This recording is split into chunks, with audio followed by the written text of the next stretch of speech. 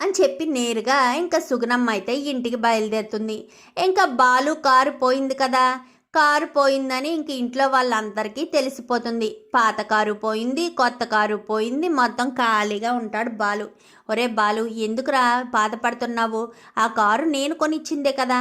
సరే, ఇప్పుడు దీపావళి పండక్కి వచ్చాను కాబట్టి మరొక కారు కొనిస్తాను, ఈ కారునైనా జాగ్రత్తగా చూసుకో అనగానే, వద్దు వద్దు షీలా డార్లింగ్ అనగానే, ఏంట్రా నువ్వు నా చేతిలో పెరిగిన నా కొడుకు తర్వాత కొడుకు లాంటి వాడివి, అలాంటిది నీకు ఇంత కష్టం వస్తే నేను చూస్తూ ఊరుకుంటానా? నేను డబ్బులు ఇస్తాను, కారు కొనుక్కో. ఎంతో ఇవ్వనులే, కొంచెం వరకు ఇస్తాను, ఈఎంఐల పద్ధతిలో మిగిలింది నువ్వు కట్టుకో, సరేనా? అంతా కావాలి అన్నా నేను ఇవ్వలేను అని చెప్పనేసరికి, సరే నానమ్మ అని చెప్పి ఇంకా బాలు అంటాడు. ఇంకా అంతా అలా సంతోషంగా ఉండగా గేటు తీసిన చప్పుడు వినిపిస్తుంది. ఇంకా మనోజు రోహిణి కుళ్ళుకుంటారు, కానీ గేటు తీసిన చప్పుడు వినిపించేసరికి ఎవరొచ్చారు? అందరూ ఇక్కడే ఉన్నాం కదా, మీ అమ్మగారిని వచ్చిందేమో అమ్మ అంటూ ఇంకా సత్యం అనేసరికి, అవునా మామయ్య గారు అంటూ ఇంకా మీనా అయితే బయటికి వెళ్తుంది. అమ్మ మీరొచ్చారేంటి, పైగా చింటూని తీసుకుని వచ్చారు అని చెప్పాను, కానీ చింటూ అనేసరికి ఇంకా రోహిణి గుండెల్లో గుండ్రాయి పడినట్టే టెన్షన్ పడిపోతూ ఉంటుంది. ఇదేంటి మా అమ్మ ఎందుకు వచ్చింది అని అనుకుంటూ ఉంటుంది. రామ్మ లోపలికి అని చెప్పాను, కానీ ఎవరమ్మ మీనా అని చెప్పనేసరికి, అదేనండి ఆ రోజు అమ్మమ్మ గారు ఊరు పక్కన ఉంటారు కదా, సుగుణమ్మ గారు ఆవిడ అని చెప్పనేసరికి, రారా చింటూ అనుకుంటూ బాలు గబగబా వెళ్ళి చింటుగాడిని ఎత్తుకుంటాడు. బాలు మామ బాగున్నావా అని చెప్పాను, కానీ నేను బాగున్నాను రా, నువ్వేంటి నువ్వెలా ఉన్నావా అనగానే, నేను బాగున్నాను మామ అని చెప్పి ఇద్దరు మాట్లాడుకుంటారు. ఇదేంటమ్మా సడన్గా వచ్చారు, మమ్మల్ని చూడాలనుందా అని చెప్పాను, కానీ అది మీనా అని చెప్పనేసరికి మళ్ళీ ఫోన్ మోగుతుంది. మోగేసరికి ఫోన్ చూస్తూ టెన్షన్ పడిపోతూ ఉంటుంది. టెన్షన్ పడిపోతూ ఫోన్ కాస్త కట్ చేసేస్తుంది. కట్ చేసేసరికి, కాదమ్మా కళ్యాణిని చూడడానికి వచ్చాను అనేసరికి ఒక్కసారిగా గుండెల్లో రాయి పడుతుంది రోహిణికి. కళ్యాణియా, ఇప్పుడు మా అమ్మ ఇక్కడికి వచ్చి కళ్యాణి అనే పేరు ఎందుకు చెప్పింది అనగానే, కళ్యాణి అనే పేరు వాళ్ళు ఇక్కడ ఎవరూ లేరు కదా అమ్మగారు. అమ్మ మరి ఇక్కడికి వచ్చారేంటి కళ్యాణి అంటున్నారు అనగానే, రోహిణి ఉంది కదా, రోహిణి అసలు పేరు కళ్యాణియే అని చెప్పనేసరికి ఒక్కసారిగా షాక్ అయిపోతుంది. ఏం మాట్లాడుతున్నావమ్మా, కళ్యాణి అసలు పేరు రోహిణి ఏంటని చెప్పాను, కానీ నేను ఎవరో కాదు కళ్యాణి వాళ్ళ అమ్మని అని చెప్పనేసరికి అందరూ మొహాల్లో టెన్షన్ కనిపిస్తూ ఉంటుంది. రోహిణి, ఏంటి రోహిణి ఏం మాట్లాడవు అని చెప్పాను, కానీ ఎవరమ్మా నువ్వెవరో నాకు తెలియదు అని చెప్పాను, కానీ నేను నీకు తెలియదా రోహిణి, నేను నీకు తల్లిని కాదా, నిన్ను కళ్యాణి అని పిలిచేది నేనే కదా, నేను మీ అమ్మనే కదా, వీడు నీ కొడుకే కదా అని చెప్పి అనేసరికి ఒక్కసారిగా షాక్ అయిపోతుంది రోహిణి.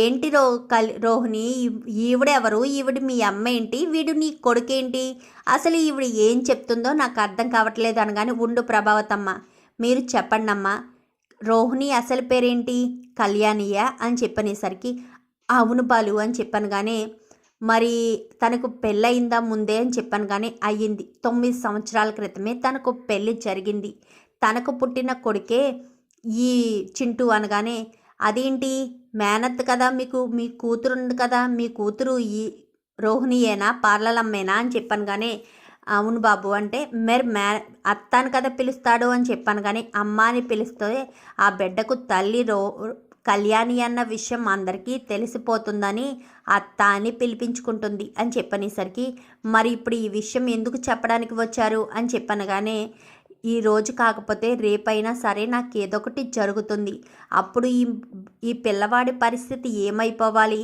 రోహిణి ఎలాగా నిజాన్ని ఇంట్లో వాళ్ళకి చెప్పలేదు, అందుకోసమని ధైర్యం తెచ్చుకుని నేనే చెప్పడానికి వచ్చాను, ఆ బిడ్డని ఎప్పటికైనా ఈ ఇంటికి పంపించాల్సిందే కదా, నేను ఎన్ని రోజులు ఉంటానో ఎప్పుడు పోతానో కూడా నాకు తెలియదు, అందుకే ఈ బిడ్డ అనాథ కాకుండా ఉండాలన్న ఉద్దేశంతోనే నేను ఇక్కడికి ఈ విషయం చెప్పడానికి వచ్చాను అంటూ ఇంకా సుగుణమ్మ చెప్పేసరికి ఒక్కసారిగా ప్రభావతి షాక్ అవుతుంది.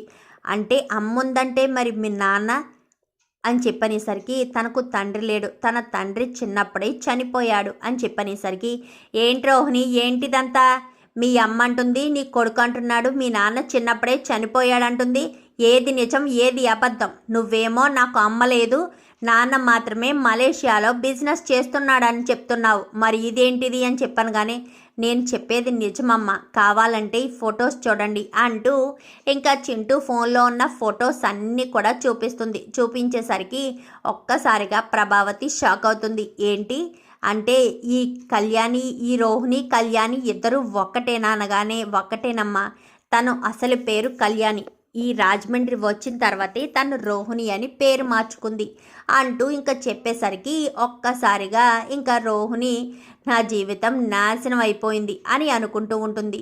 మరి ఇప్పుడు ప్రభావతి రోహిణిని అడుగుతూ ఉంటుంది, చెప్పు రోహిణి, ఏంటిదంతా, ఇంత అబద్ధం ఎందుకు చెప్పావు, ఇన్ని నాటకాలు ఎందుకు ఆడావు అని చెప్పాను. కానీ అది అత్తయ్య అని చెప్పనేసరికి చెంప చెల్లుమనిపిస్తుంది ప్రభావతి రోహిణిని కాస్త.